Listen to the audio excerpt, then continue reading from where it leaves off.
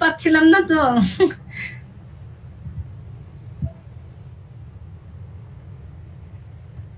আচ্ছা, তাহলে আমার একটু ক্লাস রিভিউ করেন তাড়াতাড়ি। আমি করব নাকি অন্য কেউ একটু করেন আজকে প্লিজ? আপনি কেউ করবে না। আচ্ছা, আমি একটু স্টাডি করা কম হয়ে গেছে কালকে, এই জন্য একটু। আচ্ছা আচ্ছা, ঠিক আছে। শুরু করি আমরা। জি, আমাদের গত দিনের ছিল 7th ক্লাসটা ছিল, তো ওখানে আমাদের যেই সমস্ত বিষয়গুলি নিয়ে আলোচনা হয়েছে সেগুলোর উপরে একটু রিভিউ দিচ্ছি। আসলে যে কম্পিটেন্সি বেসড অ্যাসেসমেন্টের ডিজাইনটা কিভাবে হয়, কোথা থেকে মানে এটার প্ল্যান কিভাবে করা হয় সেটা থেকে শুরু করা হয়েছিল। যে যেটা প্রথমে হেডিং ছিল to design a competency based assessment for a unit, একটা ইউনিটের জন্য অথবা হোল কোয়ালিফিকেশন টা নেওয়ার জন্য যে স্টেপগুলো, স্টেপের আউটলাইন গুলো ফলো করা হয় সেগুলো দেওয়া হয়েছিল। সরি, তার ভিতরে ছিল identify competency standard and confirm purpose and context of assessment, determine types of evidence required. এইভাবে আমি সবগুলোই বললাম, যেহেতু এগুলো শীতে আছে এবং মিস ম্যাম এগুলো আমাদেরকে ডিটেলস কয়েকটা উদাহরণ সহকারে এগুলো কি জিনিস, মানে কি কি ভাবে এগুলোর স্টেপটা ফলো করা হচ্ছে সেগুলো আমাদেরকে সুন্দরভাবে বুঝিয়েছিলেন। তারপরে ছিল কনটেক্সট অফ অ্যাসেসমেন্টটা আসলে বলতে কি বোঝাচ্ছে সেটা, মানে প্রসঙ্গ, অ্যাসেসমেন্টের যে প্রসঙ্গ, কনটেক্সট অর্থাৎ যে প্রসঙ্গ, এই প্রসঙ্গটা কোথা থেকে বা কিভাবে এটা আসছে তার একটা ছোট করে সংজ্ঞাও দেয়া। অ্যাসেসমেন্টের প্রসঙ্গ কি? The context of assessment is the environment and setting on which, মানে কি? মানে অ্যাসেসমেন্টের যে প্রসঙ্গগুলি। কি প্রসঙ্গ? কি কি প্রসঙ্গ? প্রসঙ্গ তো বুঝলাম, কিন্তু কি প্রসঙ্গ?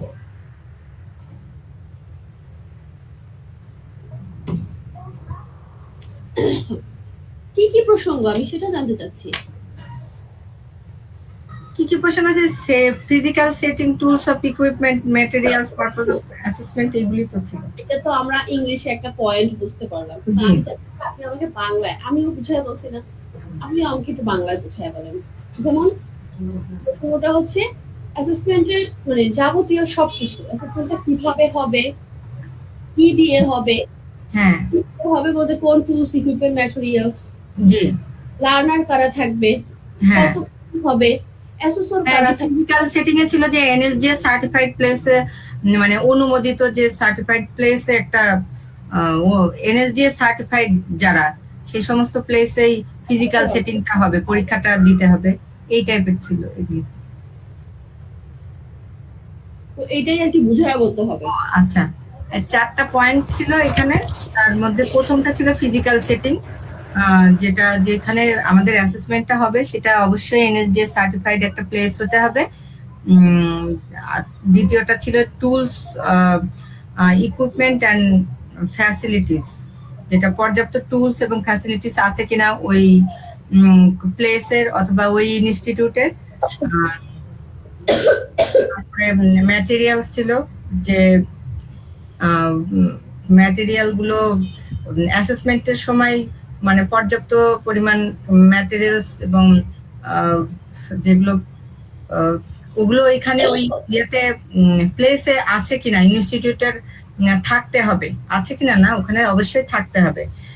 এবং ম্যাটেরিয়াল গুলো ওই অ্যাসেসমেন্টের সময় ক্যান্ডিডেটকে প্রোভাইড করতে হবে অ্যাসেসমেন্টের টাইমে। তারপরে পারপোজ অফ অ্যাসেসমেন্ট ছিল, যেটা ছিল যে যে পারপাজের জন্য অ্যাসেসমেন্টটা নেওয়া হচ্ছে ওইটা ক্লিয়ার হতে হবে অ্যাসেসর এবং অ্যাসেসি, মানে কোন কারণে সে অ্যাসেসমেন্টটা দিতে আসছে সেটা অবশ্যই তাকে ক্লিয়ার হতে হবে। এবং সেই ইনশিওর করতে হবে যে অ্যাসেসমেন্টটা সার্টিফিকেশন, লাইসেন্সিং, অস অথবা স্কিলস অডিট এইগুলি অবশ্যই এনশিওর করতে হবে সেটা ঠিক আছে কিনা। তারপরে ছিল প্রিন্সিপাল অফ কম্পিটেন্সি বেসড অ্যাসেসমেন্টের প্রিন্সিপাল, এটা অনেক মোস্ট ইম্পর্টেন্ট, এটা বলা হয়েছিল। প্রিন্সিপালস আছে মোট 4টা, তার মধ্যে validity, reliability, flexibility and fairness, এই 4টা প্রিন্সিপাল রয়েছে। তো কখন তারপরে আসলে ভালো করে একটু আমাকে ইকুয়ালিটি আর ইকুইটি এই দুটো জিনিস বুঝাবেন। ইকুয়ালিটি আর ইকুইটি, হ্যাঁ, ইকুয়ালিটি হচ্ছে যখন সবার মানে সবাইকেই মানে সমানভাবে দেয়া হয়, এটা হচ্ছে ইকুয়ালিটি। আর ইকুইটি হচ্ছে যার যতটুকু প্রয়োজন তাকে ততটুকু দেয়া, মানে যে যতটুকু প্রয়োজন না সেটা হবে না।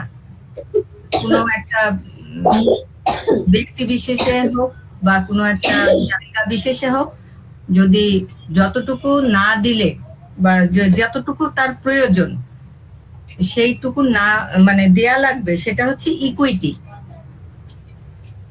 আর সবাইকে সমান। ফ্লেক্সিবিলিটি আর ফেয়ারনেসটা বোঝানো।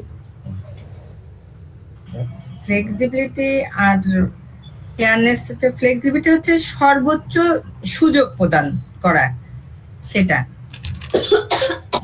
মানে নমনীয়তার অনুসারে এটা সর্বোচ্চ সুযোগ প্রদান করা। আর ফেয়ারনেস হচ্ছে মানে জাতি, ধর্ম, বর্ণ মানে কোনো কিছুর ভেদাভেদ না করে মানে সবাইকে সমান সুযোগ দেয়া, তখনই হচ্ছে ফেয়ারনেস।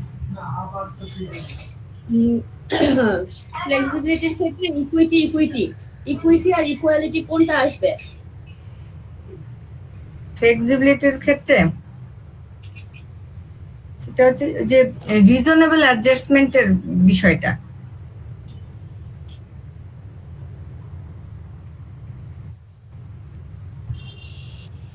শুধু কি রিজনেবল অ্যাডজাস্টমেন্ট আসবে? না না, মানে যখন ইকুইটি এবং ইকুয়ালিটি দুইটাই, ইকুয়ালিটি এবং ইকুইটি মানে তখনই নিশ্চিত হবে যে অ্যাসেসমেন্ট এটা মানে অ্যাসেসমেন্টার এনভায়রনমেন্ট ফ্লেক্সিবল হবে।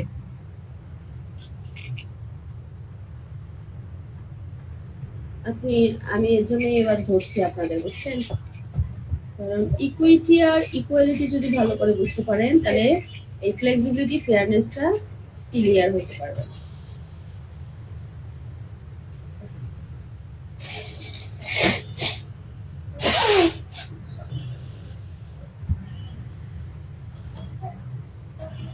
ফ্লেক্সিবিলিটি যখন হবে তখন ইকুইটি আর ইকুয়ালিটি কোনটাই হবে, কেন বলেন তো?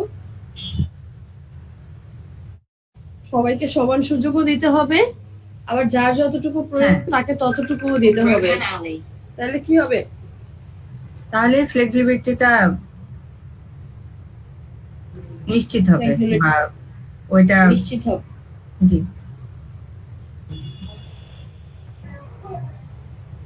আচ্ছা, বাকি যারা জীবনেও মুখ খুলেন না তারা কি বুঝতে পারছেন?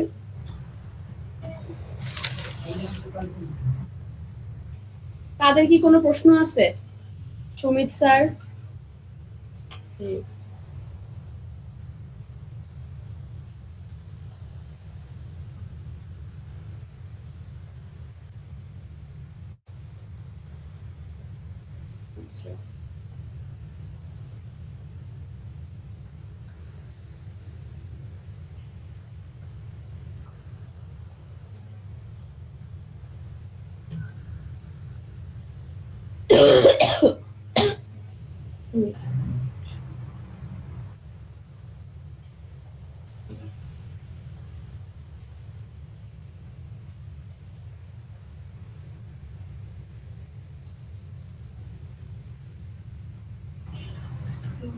ম্যাম এতটুকুই ওই পর্যন্ত ছিল, তারপরে নেক্সট থেকে আজকে থেকে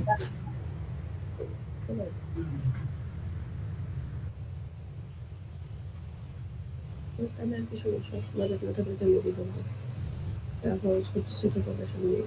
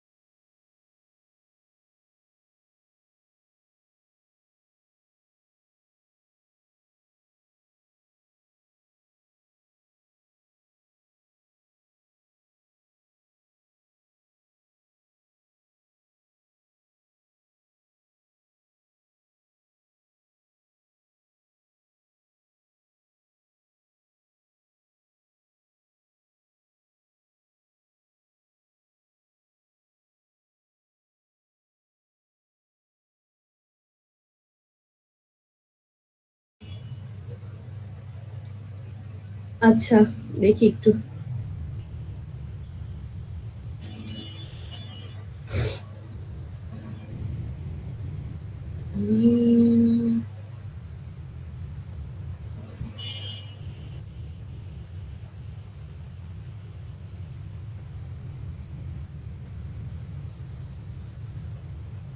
আসেন খেয়াল করি তাড়াতাড়ি।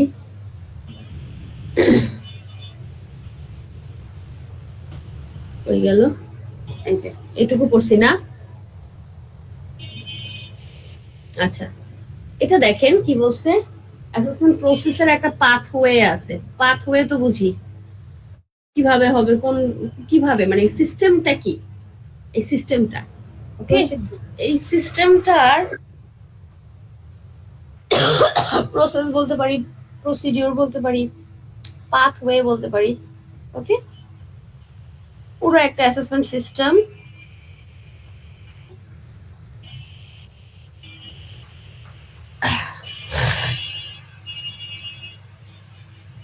খেয়াল করেন, অ্যাসেসমেন্ট সিস্টেমটা আগে এখানে গাইডলাইন করা হয়, পলিসি অনুযায়ী আউটলাইন করা হয়, তারপরে প্ল্যান করা হয়। এখানে দেখেন অ্যাসেসমেন্ট প্ল্যান ইনক্লুডস কোন উদ্দেশ্যে করতে চাচ্ছেন, কয়টা আপনার টার্গেট কি, আপনি ইউনিট অফ কম্পিটেন্সি কয়টা অ্যাসেস করবেন, রিসোর্স কি কি ইউজ করবেন এবং কিভাবে ইউজ করবেন, আর কোথায় অ্যাসেসমেন্টটা হবে, কিভাবে হবে, এই বিষয়গুলো আপনার ইনক্লুড করা হয় অ্যাসেসমেন্ট প্ল্যানের ভিতরে। তাহলে ফার্স্ট অফ অল আপনার অ্যাসেসমেন্ট সিস্টেমটা থাকে, কিভাবে আপনি মানে অ্যাসেসমেন্টের মানে প্রসেসটা, অ্যাপ্রোচটা বা পলিসিটা বা গাইডলাইনটা কিভাবে আছে, এই বিষয়গুলো সম্পর্কে জানতে হয়। ওইটা একটা আউটলাইন থাকে, আউটলাইন থাকার পরে এরপরে অ্যাসেসমেন্ট প্ল্যানটা করতে হয়। প্ল্যানের ভিতরে আবার মানে অন্তর্ভুক্ত থাকে হচ্ছে আপনার উদ্দেশ্য, টার্গেট, ইউনিট অফ কম্পিটেন্সি কয়টা থাকবে বা কয়টা অ্যাসেস করা হবে, রিসোর্স ইয়েগুলা। এরপরে আসে হচ্ছে আপনার অ্যাসেসমেন্ট মেথড বা টুলস ডেভেলপমেন্ট করার বিষয়টা। এখানে আবার দেখেন যে অ্যাসেসমেন্ট মেথড গুলো, টুলস গুলো বা মানে ডেভেলপ করবে, কিভাবে এভিডেন্সটা কালেক্ট করবে, কোন কোন বিষয় কোন কোন বিষয় ফলো করে আপনার এটা কালেক্ট করা হবে, ওই সম্পূর্ণ বিষয়গুলো এখানে থাকে। তারপরে টুলস এর পরে দেখেন ডেভেলপিং অ্যাসেসমেন্ট টুলস।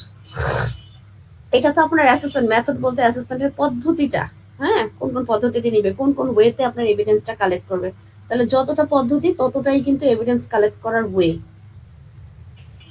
তারপরে দেখেন যে পদ্ধতিতে নিবে সেই টুলসটা এবার ডেভেলপ করবে। টুলস ডেভেলপ করার পরে এইবার আসবে অ্যাসেসমেন্ট অফ কম্পিটেন্সি। এবার রিয়েল ফিল্ডে চলে আসবে, অ্যাসেসমেন্টটা কন্ডাক্ট হবে, মানে conduct the assessment, review evidence আর মেক জাজমেন্ট, তারপর রিপোর্ট করবে। তারপরে এবার অ্যাসেসমেন্টটা লাস্টে কি হবে, ভ্যালিডেশন হবে। Review, compare and evaluate the assessment tools, process and evidence and make recommended of necessary improvement. এই যে আমরা যে টুলসে অ্যাসেসমেন্ট দেই না, এই টুলস কিন্তু যখন ডেভেলপ করা হয় তখন আরেক দল আসে, থার্ড পার্টি আইসা কিন্তু ওই টুলসের উপর পরীক্ষা দেয়, বুঝতে পারছেন? পরীক্ষা দেওয়ার পরে তাদের কাছে যদি মনে হয় যে না এটা বেশি সহজ, তাহলে আবার একটু হার্ড করে, আবার যদি মনে হয় যে না এটা অনেক বেশি হার্ড, তখন আবার এটাকে ইজি করে। মোট কথা ওই একদল লোকের উপরে এটা ডিপেন্ড করে পরবর্তীতে, বুঝতে পারছেন? তাহলে এখানে পুরো একটা অ্যাসেসমেন্টের প্রসেস বা পাথওয়ে দেওয়া আছে, যে অ্যাসেসমেন্টের একদম শুরু থেকে শেষ পর্যন্ত কিভাবে কি করা হয়, কোন কাজগুলো করা হয়। তাহলে আপনি পাথওয়েতে এই যে সিস্টেমটা আছে না, এখান থেকে যে খালি মেইন হেডলাইন যেটুকু আছে এইটুকু দিবেন, যে ফার্স্ট অফ অল আপনার অ্যাসেসমেন্ট সিস্টেম সম্পর্কে জানা লাগে, সিস্টেমের পর থেকে অ্যাসেসমেন্ট প্ল্যানে আসা লাগে, প্ল্যানের পর থেকে কোন মেথডে আপনি নেবেন, কোন টুলসে নেবেন সেটা আপনার জানা লাগে, যেই মেথড আর যেই টুলসে নেবেন নিতে চাচ্ছেন সেই টুলস ডেভেলপ করা লাগে,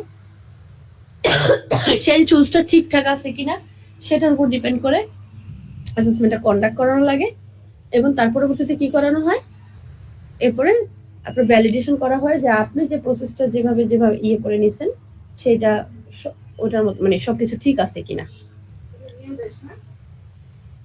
রেখে দে, এখনই কেন পলিথিন করছো? আচ্ছা সমস্যা নাই, রাখো পরে। ওকে, ক্লিয়ার? লাগবে না, আমি ক্লাসে আছি, পরে কথা বলবো, যাও। ক্লিয়ার? তারপরে প্রশ্নটা দেখেন টাইপস অফ, আচ্ছা, এটা প্রশ্ন আসলে একদম হুবহু এইভাবেই লিখে দিব, এটা তো আর কিছু করার কিছু না এটা আর কিছুই এখানে বানানোর নাই, কিছুই করার নাই। নেই। ওকে, তারপরে দেখেন টাইপস অফ অ্যাসেসমেন্ট, অ্যাসেসমেন্টের প্রকারভেদ।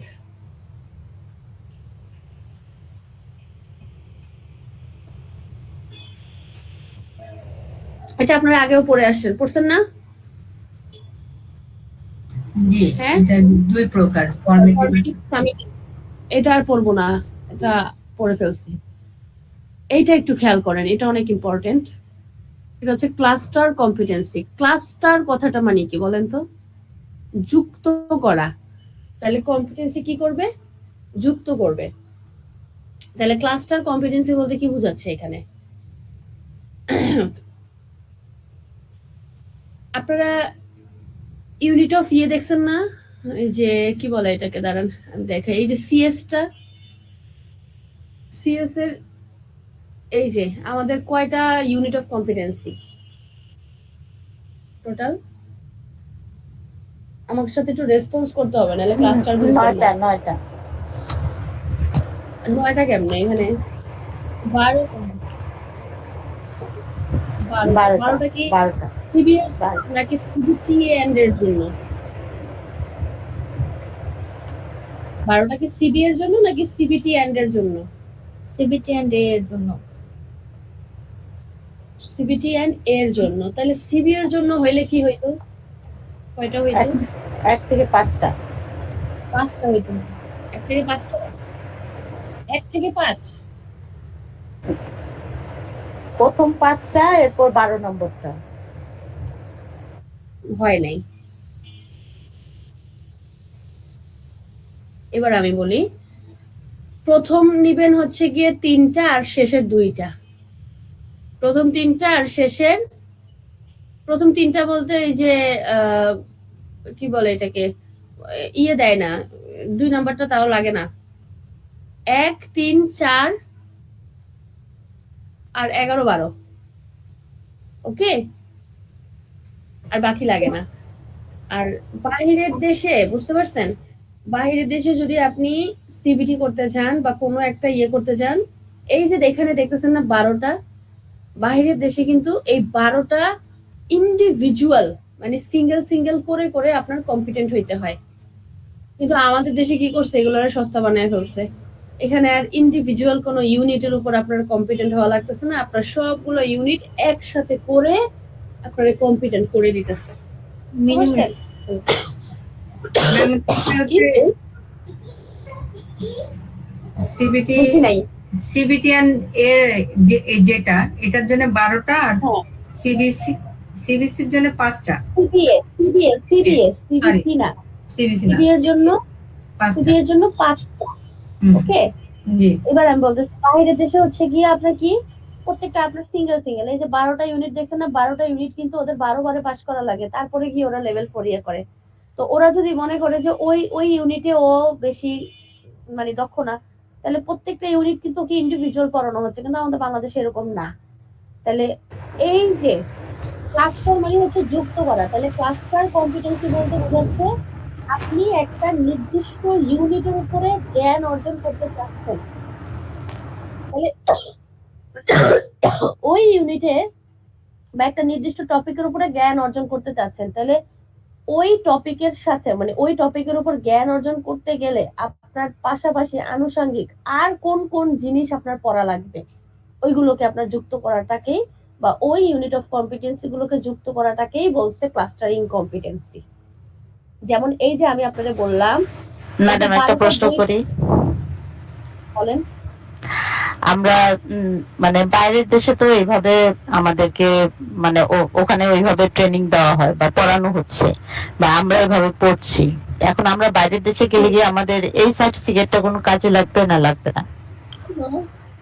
কোনো ভ্যালু নেই, কোনো ভ্যালু নাই। আমরা ওখানে যে ওখানে গিয়ে ওখানে যে আবার আমাকে ওইটা কমপ্লিট করতে হবে।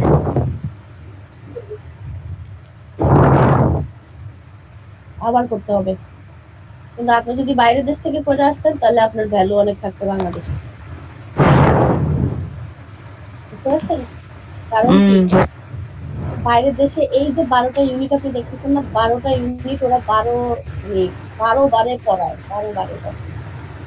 ওকে, আর আমরা কি করতেছি 12টা ইউনিট কি করতেছি একসাথে করতেছি, তাহলে আমাদের ব্যাংকের দরকার সাইজ করে আসতেছে না। হ্যাঁ, মানে 12 বার যদি আমরা পড়তাম তাহলে তো আমাদের শিক্ষার পরিমাণটা অনেক বেশি হতো।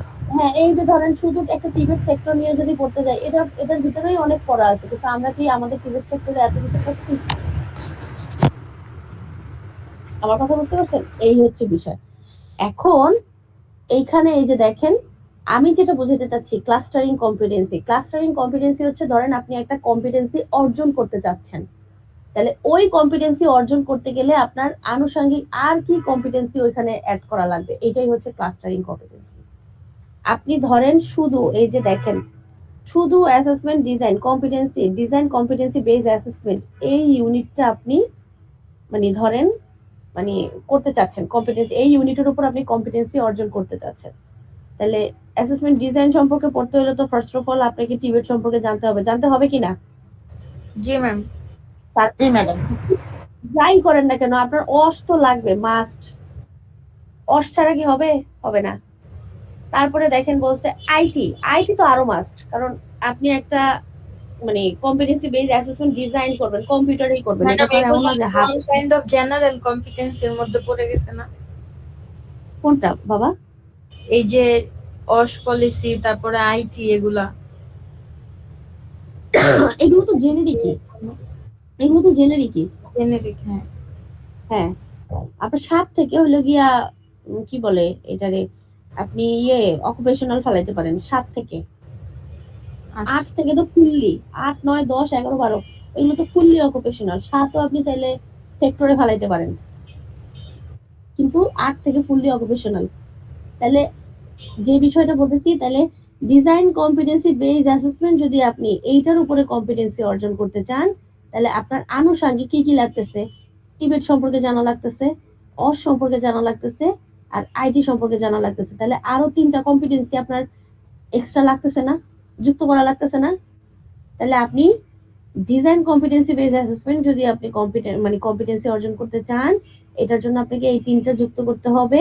এই 4টা মিলে তখন ফাইনালি কি হবে? ডিজাইন কম্পিটেন্সি বেসড অ্যাসেসমেন্টের উপরে আপনি জ্ঞান, দক্ষতা আর কি আচার আচরণ সব অর্জন করতে পারলেন, আপনি কম্পিটেন্ট। তাহলে এইটার উপরে একটা নির্দিষ্ট বিষয়ের উপরে জ্ঞান বা দক্ষতা অর্জন করতে গেলে আপনার ওর সাথে সম্পৃক্ত আরো আনুষঙ্গিক যে বিষয়গুলো আছে, আনুষঙ্গিক যে কম্পিটেন্সি গুলো আছে, ইউনিট গুলো আছে, ওগুলো যুক্ত করাটাকেই কি বলছে এখানে? Cluster competency. সেম ভাবে ধরেন organize and conduct competency based assessment আপনি এটার উপরে চাচ্ছেন, এই ইউনিটটার উপরে, তাহলে এই ইউনিটটা করতে গেলেও কিন্তু আপনার সেম টিবেট সম্পর্কে জানা লাগবে, অস সম্পর্কে জানা লাগবে, আইটি সম্পর্কে জানা লাগবে। বুঝতে পারছেন? তাহলে এইগুলা আদার্স কম্পিটেন্স, এইগুলো সব আপনার একসাথে জানা লাগবে, তখনই কিন্তু আপনি কি করতে পারবেন, এই ইউনিটটা অর্জন করতে পারবেন। তাহলে ক্লাস্টার কম্পিটেন্সি বোঝা গেল। জি ম্যাম। এখানে দেখেন বলছে an assessment event can cover more than one unit, এই যে দেখেন more than one unit of competency at a time by clustering of the competencies. The process of gathering evidence can apply to part of a unit, a whole unit, a cluster of units, or an entire qualification. এখন আর আগের মতো ওইভাবে প্রশ্ন আসে না, তো এখন আপনাকে আগে এই ক্লাস্টারিংটা জোর দিত না, এখন দেয়। তাহলে first of all clustering competency বললে তখন আপনাকে সুন্দর করে এই সংজ্ঞাটা দিয়ে দিতে হবে। এটা দেওয়ার পর এইটা একটা প্রশ্ন, আরেকটা আসে ক্লাস্টারিং কম্পিটেন্সির বেনিফিট গুলা কি কি। তাহলে বলছে ইট reflects real way of working, তাহলে মানে কি বলে এটাকে, রিয়েল লাইফে যে ওয়ার্কিং এটা আছে, বিষয়টা আছে, এটাকে রিফ্লেক্ট করে। Evidence of all the dimensions of a competency are more readily available. তাহলে আমরা কিন্তু 1 নাম্বার সিবিএলএম এর ডাইমেনশন অফ কম্পিটেন্সি পড়ে আসছে, এটা কিন্তু ভুলা যাবে না। Task skill, task management skill, contingency management skill, job role, environment, এটা হচ্ছে আমাদের ডাইমেনশন। তাহলে এই ডাইমেনশন অফ কম্পিটেন্সি গুলোকে আমরা আরো স্পেসিফিক ভাবে জানতে পারি, বুঝতে পারি। It is an efficient use of time and assessment resource. তাহলে অ্যাসেসমেন্ট রিসোর্স গুলাকে বা দেখা গেছে যে কি বলে এটাকে, টাইমটাকে আমরা আরো ভালোভাবে মূল্যায়ন করতে পারি। সেটা কিভাবে, ধরেন আপনার অ্যাসেসমেন্ট ডিজাইন সম্পর্কে ধারণা আছে কিন্তু কন্ডাক্ট অ্যাসেসমেন্ট সম্পর্কে ধারণা নেই, তাহলে আপনি ডিজাইন করবেন না, আপনি কন্ডাক্ট অ্যাসেসমেন্ট সম্পর্কে পড়বেন, অতটুকু সম্পর্কে ধারণা নেবেন, অতটুকু দিয়েই আপনি কাজ চালাইতে যাচ্ছেন, তাহলে অতটুকুই পড়েন। আপনার তাহলে এক্সট্রা পড়ার কি দরকার? আপনার তো এক্সট্রা পড়া তাহলে আর লাগতেছে না। আমার কথা বুঝতে পারছেন? আপনি যে বিষয়টা সম্পর্কে জানতে চাচ্ছেন, যে বিষয়টা সম্পর্কে পড়তে চাচ্ছেন, তাহলে ওইটুকুতেই আপনি সীমাবদ্ধ থাকেন না, ওইটুকুতেই থাকেন। আমার কথা বুঝতে পারছেন? তাহলে ওইটা যদি আপনি ইজিলি পাওয়া যায়, তাহলে আপনার তো আর এক্সট্রা কিছু পড়া লাগতেছে না। আমাদের ধরেন এই একটা বিষয় পড়ার জন্য আমরা আরো অনেকগুলো বিষয় পড়ে ফেলি এক্সট্রা, তাহলে এটা তো দরকার নাই। ক্লাস্টারিং করে যদি পড়ি, তাহলে আমি ধরেন শুধু অ্যাসেসমেন্ট ডিজাইন নিয়ে কাজ করতে যাচ্ছি, তাহলে শুধু অ্যাসেসমেন্ট ডিজাইনের সাথে যে সম্পৃক্ত যে ইউনিটগুলো আছে আমি শুধু ওগুলাই পড়বো, আর করে এক্সট্রা ইউনিট পড়বো না। তাহলে আমার টাইম, রিসোর্স সবকিছু কি কমে আসতেছে না, আরো কার্যকরী হইতেছে না? এইটা এখন খুব আসে এই প্রশ্নটা, বেনিফিট গুলো। তাহলে এই 3টা বেনিফিট আপনি সুন্দর করে পড়ে ফেলবেন। ক্লিয়ার? জি ম্যাম। ক্লিয়ার।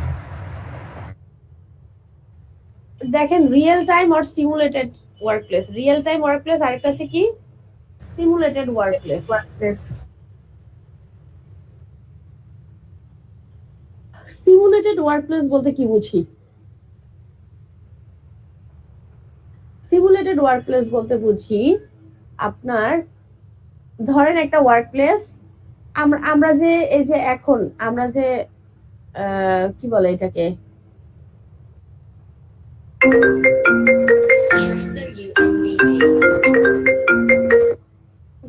বলো,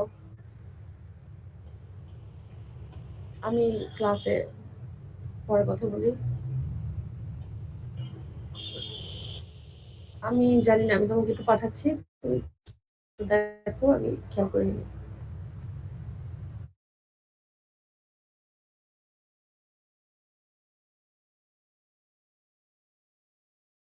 আচ্ছা দেখেন, আমাদের যে কুকিং ধরেন এই যে এখন আমি ইয়ে করতেছি, রান্না বান্নার ল্যাবে কাজ করাইতেছি, তো আমরা কি বলছি যে এটাকে রিয়েল টাইম আমাদের যে এই যে অ্যাসেসমেন্ট গুলো হয়, হ্যাঁ, এই অ্যাসেসমেন্ট গুলো যেখানে হয় ওইটা কি workplace, real workplace? Sir madam, real ওয়ার্কপ্লেসে হয় না ম্যাম। না ম্যাম। ওটা একটা অ্যাসেসমেন্ট যেদিন হয় সেদিন হ্যাঁ, অ্যাসেসমেন্ট যেদিন হয় সেদিন আমরা ওই ওয়ার্কপ্লেসটাকে গুছায় গাছায় রাখি, রাখার পরে তারপরে আবার সুন্দর করে কি করি, ডেমো ওয়ার্কপ্লেস কি বানাই। বলে এটাকে,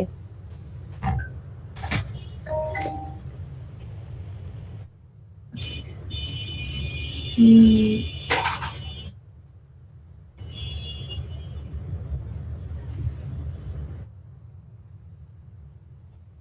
দাঁড়ান তো, ও বাসের টিকিট, বাসের টাইম 11টা, ঠিক আছে। আমরা জাস্ট কি করি, ডেমো হিসেবে ওয়ার্ক প্লেসটা আমরা ইউজ করি। তাহলে আমার কিন্তু ওই ওয়ার্ক প্লেসটা সবসময় সাজানো থাকে না, আমার যখন প্রয়োজন হয় আমি তখনই সাজাই। আবার কি করি, যখন প্রয়োজন হয় না তখন সুন্দর করে উঠায় ফেলি। তাহলে এখানে সিমুলেটেড বলতে এটাই বোঝাচ্ছে, আপনার যখন প্রয়োজন হচ্ছে তখন আপনি কি করতেছেন, আপনি তখন আপনার প্রয়োজন অনুসারে, মানে ওই প্রয়োজন অনুসারে আপনি সাথে সাথে ওইটা ইন্ডাস্ট্রির মতো ওয়ার্ক প্লেসটা করে ফেলেন, কিন্তু আসলে কিন্তু আদৌ আপনার ওয়ার্ক প্লেসটা ওইরকম না। তাহলে এই বিষয়টাকেই বলা হয়েছে সিমুলেটেড, যেটা রিয়েল টাইমের মতো না। রিয়েল টাইম বলতে আপনার ওটা রিয়েল একদম, যেমন গার্মেন্টস ইন্ডাস্ট্রি, গার্মেন্টস ইন্ডাস্ট্রিতে যখন অ্যাসেসমেন্ট হবে, দ্য গার্মেন্টস ইন্ডাস্ট্রি কি রিয়েল না? কিন্তু অন্যান্য ইনস্টিটিউট গুলোতে যদি দেখেন যে সুইং মেশিন এর মানে যদি কোনো লেভেল হয়, ওরা কি করে, মেশিন গুলো এনে বসায় রাখে জাস্ট, ঠিক না? কিন্তু ওটা কি গার্মেন্টস ইন্ডাস্ট্রি? আবার দেখবেন যে এই অ্যাসেসমেন্ট শেষ, আবার তারা উঠায় ফেলে। বিশেষ করে এটা আমাদের কুকিং এর ক্ষেত্রে হয়। আমরা অ্যাসেসমেন্টের সময় সুন্দর মতো চুলা টুলা সব মানে একদম গুছায় রাখি, অ্যাসেসমেন্ট শেষ আবার চুলাগুলো সব আগের জায়গায় রেখে দিই, ইন্ডাস্ট্রির মতো একটা এনভায়রনমেন্ট দিই। এটাই হচ্ছে সিমুলেটেড, আর ওইটা রিয়েলটা তো রিয়েলি। এটা একটু খেয়াল করেন, বলছে legal and ethical requirements as a designer, as a assessment designer. আপনি যে লেভেল 4 করতেছেন, হ্যাঁ আপনারা মনে করতেছেন যে আমি তো শুধু লেভেল 4 করতেছি, আমি শুধু ট্রেনারের অ্যাসেসর হইতে পারবো। আপনি শুধু ট্রেনার অ্যাসেসর হইতে পারবেন না। আপনার যদি দক্ষতা থাকে, আপনার যদি সেই যোগ্যতা থাকে, আপনি চাইলে একজন অ্যাসেসমেন্ট ডিজাইনারও হইতে পারবেন, আপনি টুলস ডেভেলপার হইতে পারবেন, আপনি হচ্ছেন সিএস ডেভেলপার হইতে পারবেন। আপনার যদি ওই ধরনের এডুকেশনাল কোয়ালিফিকেশন বা ব্যাকগ্রাউন্ড যদি স্ট্রং থাকে, ওই অকুপেশনের উপরে এইগুলো হইতে পারবেন। তাহলে এই যে আমি এখন যে বইটা পড়তেছি, এটা হচ্ছে একটা অ্যাসেসমেন্ট ডিজাইনের বই। তাহলে অ্যাসেসমেন্ট যে ডিজাইন করবে, হ্যাঁ, তারও কিছু কিছু মানে ethical, legal and ethical requirements আছে, চাহিদা আছে, নীতি এবং আইন কানুন আছে। তাহলে কোন আইন কানুন গুলো আছে তার জন্য, সে কি চাইলে ডিজাইন করতেছে, আমার মন চাই না আমি ডিজাইন করে দিলাম, একটা কার্টুন এঁকে দিলাম, তা না, সে কিন্তু চাইলেই তার মতো করে করতে পারবে না। তাইলে কি কি নিয়ম কানুন তারও আছে, এটা আমি একটু দেখি। সেটা হচ্ছে অস পলিসি এন্ড প্রসিডিওর। তাহলে সে শুধু অ্যাসেসমেন্ট ডিজাইন করবে, তারপরও কিন্তু তার কি করতে হবে, অস পলিসি মেনটেন করে, প্রসিডিওর মেনটেন করে তারপর ডিজাইন করতে হবে। তার মানে আমরা এটা বুঝতে পারলাম, অস শুধু মানে যা মানে আমাদের জন্য না, স্পেসিফিক কিছু অকুপেশনের জন্য না, অস যে যেখানেই থাকুক, যে অবস্থাতেই থাকুক না কেন, সবার জন্য প্রযোজ্য। তারপরে দেখেন ইন্ডাস্ট্রি স্পেসিফিক লেজিসলেশন বলতে আইন কানুন আছে। প্রত্যেকটা ইন্ডাস্ট্রিতেই কিন্তু কিছু নিয়ম কানুন আইন আছে, মানে এক এক ইন্ডাস্ট্রিতে রুলস রেগুলেশন এক এক রকম, তাই না? তাহলে ওই বিষয়টাকে আপনার ফলো রেখে তারপরে অ্যাসেসমেন্টটা ডিজাইন করতে হবে। আমার মন চাই আমি করে দিলাম তা কিন্তু না, আমার অবশ্যই ইন্ডাস্ট্রির নিয়ম কানুন লেজিসলেশন মেনটেন করে ফলো করে তারপরেই করতে হবে। Okay, okay madam. তারপরে দেখেন deal with confidentiality and privacy regulation. প্রত্যেকটা জিনিসেরই দেখবেন কিছু গোপনীয়তা বিষয় থাকে, তো ওই বিষয়গুলো আপনারও কিন্তু বজায় রাখতে হবে, গোপনীয়তাটা আপনারও বজায় রাখতে হবে। তারপর বলছে অ্যাক্সেস এন্ড ইকুইটি রেগুলেশন। সব জিনিসে সবাই অ্যাক্সেস পায় না, কোন কোন বিষয়ে আপনি অ্যাক্সেস করতে পারবেন ইজিলি, কোন বিষয়গুলো পারবেন না, মানে কোনটা চেঞ্জ করতে পারবেন, কোনটা সবার জন্য, কোনটা শুধুমাত্র ব্যক্তিগত কিছু অথরিটির জন্য, আছে না? ওই বিষয়গুলোতেও আপনার খেয়াল রাখতে হবে। এনভায়রনমেন্টাল ইস্যু অ্যান্ড রেগুলেশন, আপনি যে অ্যাসেসমেন্টের ডিজাইন করবেন ওর ভিতরে কোনো মানে এনভায়রনমেন্টের কোনো সমস্যা হবে কিনা, বা ওর ভিতরে কোনো দেখা গেছে না, ধরেন এমন একটা ওয়ার্ড বা এমন একটা চিত্র বা এমন একটা ড্রাফট আপনি আর্ট করলেন যেটা অন্য কোনো কিছুকে, অন্য কোনো জাতি হইতে পারে, ধর্ম বর্ণ কোনো কিছুতে আপনি রিপ্রেজেন্ট করে, তাহলে তার কিন্তু এটা একটা ইয়েতে লাগতেছে, এরকম করা যাবে না। ওকে, তারপরে দেখেন কই বলছে ইন্ডাস্ট্রি কোড অফ কন্ডাক্ট, আচার আচরণ রীতিনীতি আছে, প্রত্যেকটা ইন্ডাস্ট্রিতেই কিছু কোড অফ কন্ডাক্ট আছে। তাহলে প্রত্যেকটা ইন্ডাস্ট্রিতেই কিছু কোড অফ প্র্যাকটিস আছে, এগুলো আমাদের মেনটেন করে তারপরে করতে হবে। ক্লিয়ার? তাহলে এই প্রশ্নটা আপনার আসে যে অ্যাসেসমেন্টের মানে কি বলে এটাকে, as a assessment designer, okay, as a assessment designer আপনার কোন লিগ্যাল এন্ড ইথিক্যাল রিকোয়ারমেন্টস গুলো মেনটেন করতে হবে, কোনগুলো, তখন আপনার এইগুলো দিতে হবে, এই যে এই পয়েন্টগুলো লিখতে হবে। পারবেন না? এগুলো সবই কিন্তু মুখস্থ করতে হবে, মুখস্থ ছাড়া হবে না। আবার একটু খেয়াল করি, বেঞ্চমার্ক এই কথাটা একটু বুঝি। Benchmark is the industry competency standard for the relevant CS. Shmeem F and BPB4 or Shmeem F and BPB4.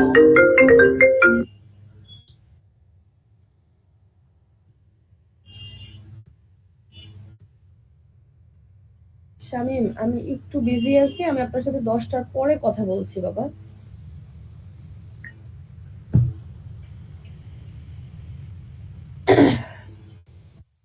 Benchmark বলতে কি বুঝি?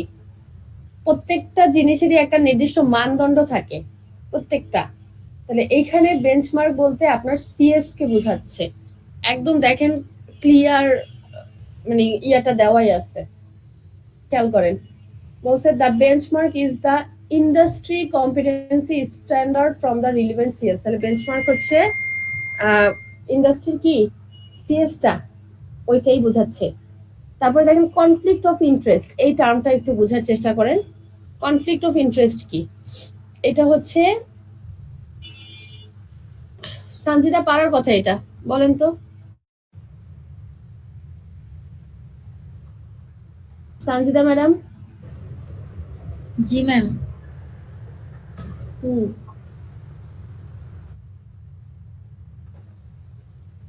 আপনার পারার কথা দেখেন, ভুলে গেছি আমি। ভুলে গেছেন?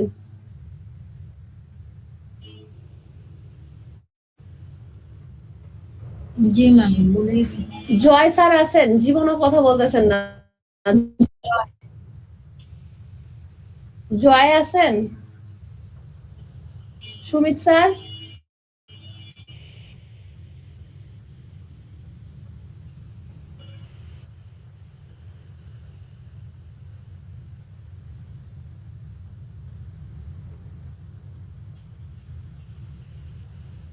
একটু দাঁড়ান আপনারা। আচ্ছা দেখেন, কনফ্লিক্ট অফ ইন্টারেস্টটা হচ্ছে কিছুটা মানে কি বলে এটাকে, আপনার প্রফেশনালিজমটাকে পার্সোনাল, মানে প্রফেশনাল অ্যাটিটিউড বলতে পারেন, বা প্রফেশনালিজমটাকে আপনার পার্সোনালিজমে পরিণত করা। সেটা কিভাবে? ধরেন আপনি অ্যাজ এ অ্যাসেসর একটা জায়গায় অ্যাসেসমেন্ট নিতে গেলেন, ওকে, তাহলে সেই জায়গায় অ্যাসেসমেন্ট নিতে গিয়ে দেখলেন আপনার পূর্ব কোনো একটা পরিচিত লোক আছে, তাহলে এনএসডিএ থেকে কিন্তু আপনাকে বলে পাঠাচ্ছে যে আপনি প্লিজ অ্যাজ এ অ্যাসেসর সৎ থাকবেন, বায়াস হবেন না, কোনো ধরনের কনফ্লিক্ট বা কোনো কিছুতে প্রবণতায় হবেন না, বুঝতে পারছেন, কারো প্ররোচনায় পড়বেন না, আপনি আপনার মতো ফেয়ার জাজমেন্ট করবেন, ওই যে ফেয়ারনেস, ফেয়ার জাজমেন্ট করবেন, এগুলো বলতেছে। তো সে কিন্তু ঠিকই ছিল, সকাল থেকে সে ভালোই ছিল, যখনই সে হলে ঢুকলো দেখলো তার পরিচয় একজন আছে, পরিচিত একজন থাকার পরে এবার সে কি করলো, তাকে একটা ইঙ্গিত দিয়ে দিল, আরে কোনো সমস্যা নাই, আমি আছি, তুই লেখ, দিন শেষে আমি তোরে পার করাই দিব। আমার কথা বুঝতে পারছেন? তাহলে সকাল থেকে নিয়ে সে অ্যাসেসমেন্ট সেন্টার ওই ব্যক্তিকে দেখার আগ পর্যন্ত সে একটা পার্সোনাল মানে প্রফেশনালিজমে ছিল, প্রফেশনালিজম মেনটেন করছে। তো যখনই সে হচ্ছে গিয়ে তার পরিচিত পার্সনটাকে দেখলো, সে কি হয়ে গেল, বায়াস হয়ে গেল। বায়াস হওয়ার পরে সে তার মতামত চেঞ্জ করলো। এবার সে কি করলো, তার প্রফেশনালিজমটাকে পার্সোনালিজমে পরিণত করে ফেলছে, বুঝতে পারছেন? তাহলে এই প্রফেশনাল আর পার্সোনাল এই দুইটা লাইফে তার কি হয়ে গেছে, কনফ্লিক্ট হয়ে গেছে না, এবং সে একটা ইন্টারেস্ট শো করে ফেলছে না। আমার কথা বুঝতে পারছেন স্যার জি ম্যাডাম? ম্যাম। জি ম্যাম। জি তো এটাই হচ্ছে আপনার কনফ্লিক্ট অফ ইন্টারেস্ট। আপনি পুরোটা পড়েন, পড়লে দেখবেন এরকমই একটা টপিক আপনাকে দাঁড়া করায়। এটার আরেকটা বিষয় আছে, এটা কিন্তু একটা অ্যাসেসরের, এই যে কনফ্লিক্ট অফ ইন্টারেস্ট, এটা কিন্তু একজন অ্যাসেসরের ভুল, একজন অ্যাসেসর কিন্তু মানে মহৎ না, তারও কিন্তু কিছু ভুল আছে, তার কিন্তু 6টা ভুল আছে আমাদের এই সিবিটির ভাষা অনুযায়ী।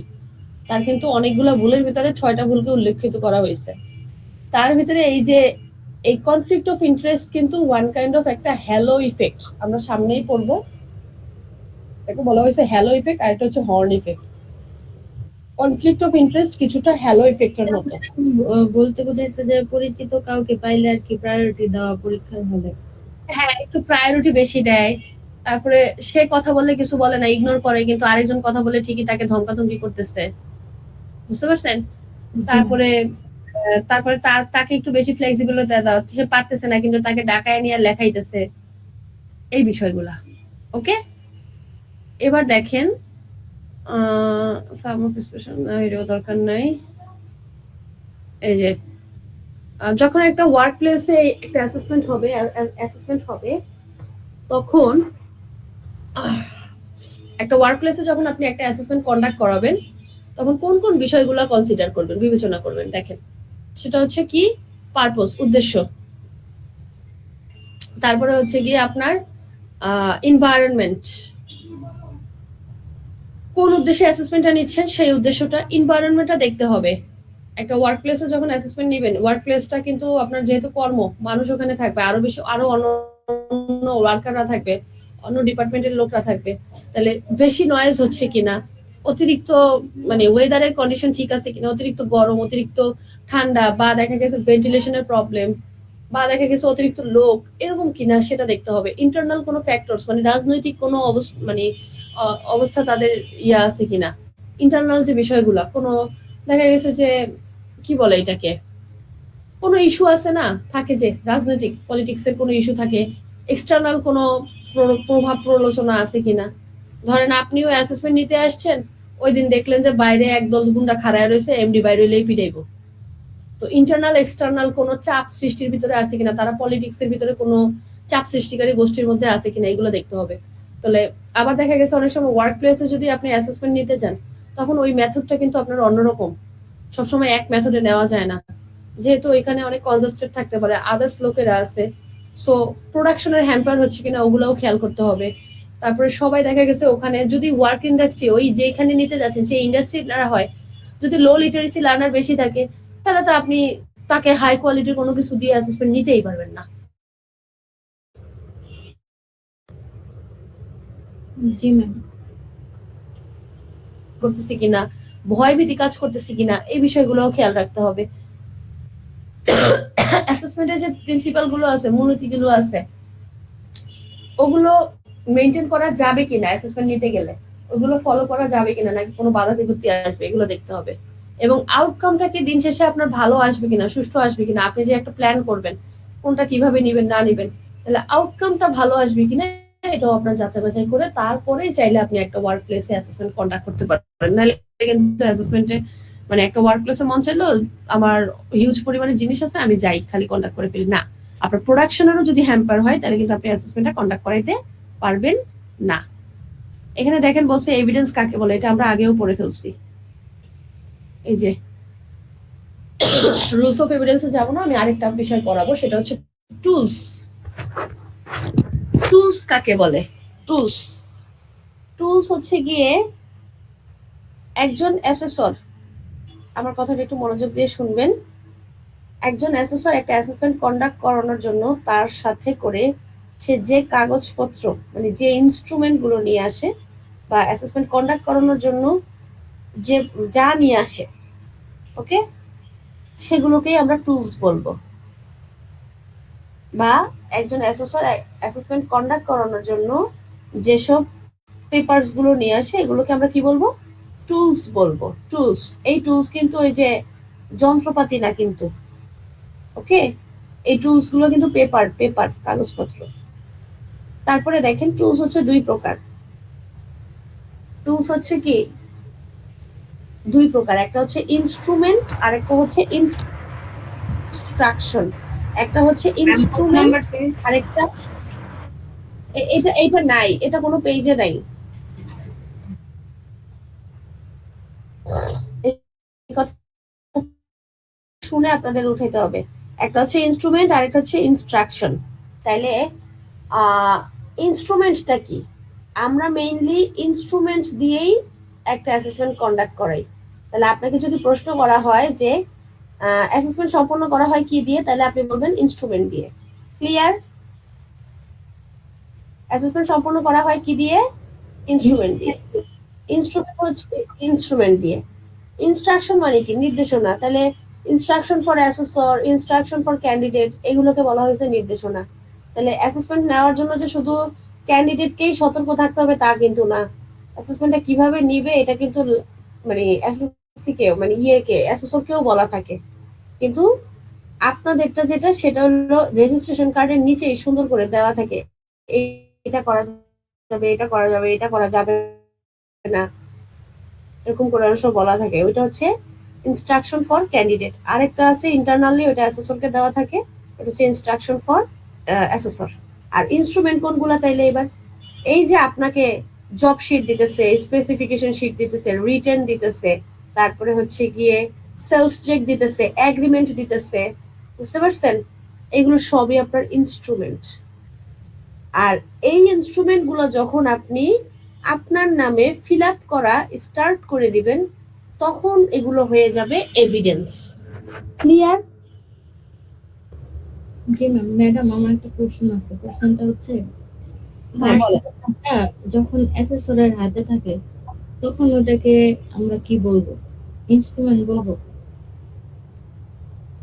অ্যাসেসরের হাতে থাকে বলতে? মানে প্রথমে তো অ্যাসেসর জাজ করবে, তাই না? এরপরে কম্পিটেন্ট অর নট কম্পিটেন্ট হয়ে তারপরে না ইয়ার যে মানে অ্যাসেসমেন্ট দিল তার হাতে যাবে। তো হচ্ছে যতক্ষণ অ্যাসেসরের কাছে আছে ততক্ষণ কি ওইটাকে অ্যাসেসরের কাছে থাকা কিছু বলে না, ওইটা ফর্মালিটি, এর জন্য তার কাছে আছে। আচ্ছা দেখা গেছে আপনি যদি ওইটা না নিয়ে নেয়, আপনি দাগায় ফেলতে পারেন, কোন একটা কিছু তো হারায় ফেলতে পারেন। তাহলে সে তো আপনাকে জাজ করে দিন শেষে ওইটা আপনার রেজাল্ট হিসেবে দিবে। তাহলে ওইটা আপনার কাছে রেখে কি হবে? আপনার কাছে রাখা দরকার আছে? না না ম্যাডাম, আর কি অ্যাসেসমেন্ট যখন নিতে যাবে তখন তো ইয়ার কাছেই থাকে না, অ্যাসেসরের কাছেই ওটা থাকে না পেপারটা। হ্যাঁ, এটা তখন কি তখন ইনস্ট্রুমেন্ট হিসেবে নেই না? হ্যাঁ হ্যাঁ, ওইটা তো তখন ইনস্ট্রুমেন্টেই থাকে বাবা। জি জি, এটাই।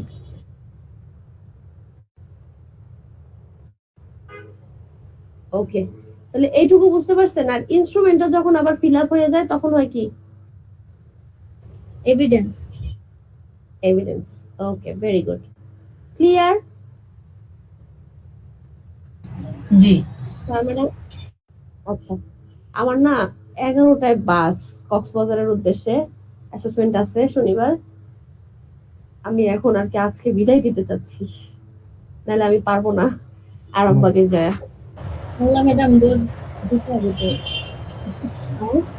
বাস থাকে না, আর তাড়াতাড়ি করে বের হইতে হবে। আচ্ছা ঠিক আছে ম্যাডাম, ঠিক আছে। ঠিক আছে আমি ম্যাডাম। জাস্ট মিস করতেছিলাম না বিধায় একটু হইলেও আপনাদেরকে কাছে রাখলাম। ম্যাডাম আমাদের নেক্সট ক্লাস কি রবিবারে হবে? হ্যাঁ, ইনশাল্লাহ হবে। আচ্ছা ঠিক আছে, ওকে ম্যাডাম। ঠিক আছে। তখন তো আর নিতে পারবো না, নাহলে আমি বলতাম যে শনিবারই নেবো। তাহলে সবার কাছ থেকে একটু বিদায় নিলাম। ভালো আচ্ছা থাকেন। ঠিক আছে, ওকে ম্যাডাম, আল্লাহ হাফেজ। আসসালামু